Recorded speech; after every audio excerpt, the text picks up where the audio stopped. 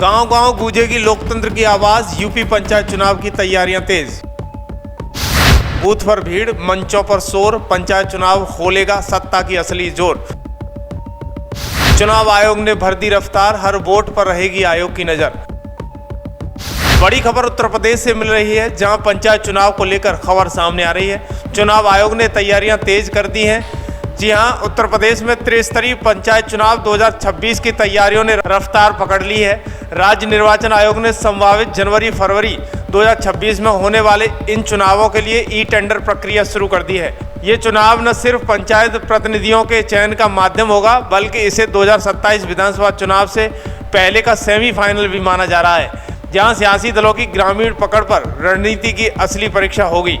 अगर हम ग्रामीण अंचल की बात करें तो 57,691 ग्राम पंचायत, 826 क्षेत्र ब्लॉक पंचायत, 75 जिले संभावित हैं। दरअसल हम आपको बता दें कि उत्तर प्रदेश में 57,000 से ज़्यादा ग्राम पंचायतें हैं और 75 जिले पंचायतों के लिए चुनावी बिगुल बज चुका है।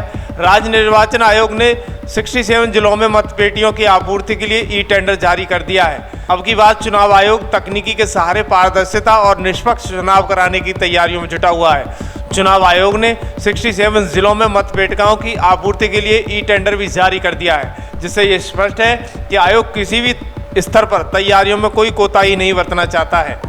राज्य निर्वाचन आयोग इस बार चुनाव प्रक्रिया को और अधिक पारदर्शी, निष्पक्ष और आधुनिक बनाने की दिशा में आगे बढ़ रहा है। मतदाता सूची का अद्यतन, मतदान केंद्रों की सुरक्षा व्यवस्था, बूथ लेवल मैनेजमेंट जैसे अहम पहलुओं पर विशेष जोर रहेगा।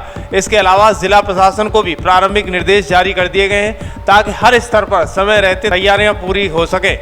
दरअसल पंचायत चुनावों में ग्राम प्रधान, क्षेत्र पंचायत सदस्य, जिला पंचायत सदस्य चुने जाते हैं। इसलिए यह चुनाव राजनीतिक दलों के लिए ग्रामीण समीकरणों को मजबूत करने का एक अहम मौका होता है। भाजपा, सपा, कांग्रेस, बसपा समेत सभी प्रमुख दलों की नजरें अब गांव की गलियों में दौड़ने लगेंगी।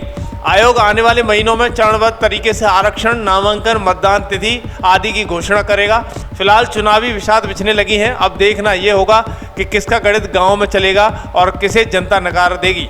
लेकिन अब सवाल ये पैदा हो रहा है कि आपके गांव में प्रधान ने विकास किया या फिर सरकार की स्कीम को जमकर पलीता लगाया। हमें कमेंट बॉक्स में लिखें, क्योंकि अब समय आ गया है गांव का भविष्य तय करने का।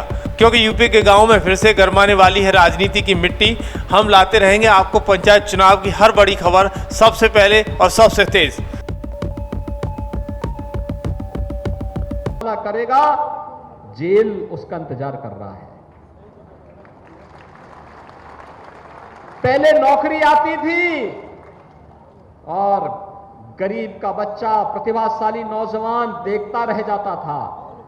सत्ता में बैठे हुए लोग नौजवान की नौकरी पे डकैती डालने का काम करते थे। आज किसी नौकरी में कोई सेंध नहीं लगा सकता है, और लगाएगा तो इससे पहले लगाएगा, उससे पहले जेल, उसके दरवाजे खोल करके जेल के अंदर ठूंसने का कार्य पुलिस उसको कर देगी।